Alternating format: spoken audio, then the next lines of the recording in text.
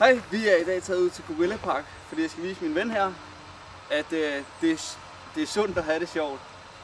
Okay, så er vi nået til Gorilla Park. Der var der mange fede ting. Der er alle mulige klatrestativer, svævebaner og Tarzan-ting og sager. Det ser fandme fedt ud.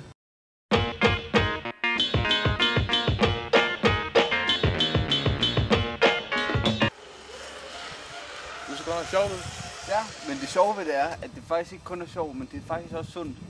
Fordi når du har det sjovt, så udskiller man kroppen noget, der hedder endorfiner. Og det er faktisk også godt for kroppen. Endorfiner er et belønningsstof, som vi har i kroppen. Det kan være med til at bekæmpe sygdomme som f.eks. stress, hjertesygdomme og depression.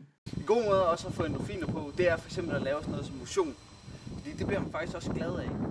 Du udveksler helt vildt mange endorfiner, når du begynder at lave noget fysisk aktivt.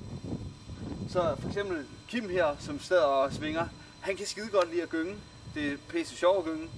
Samtidig med, at det også er lidt fysisk hårdt. Prøv at tænke på, at det er faktisk sundt for det helbred at være glad. Ja, det kan jo ikke være bedre.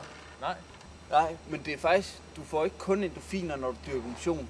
Det er bare, når du generelt er glad, spiser noget god mad, eller måske ser et comedy show, eller er forelsket, der får man rigtig mange endorfiner af det. Hvad så, hvordan har din dag så været i dag? Jamen, jeg synes, det er pisse fedt at få lov til at komme rundt, og jeg er blevet så glad, jeg er.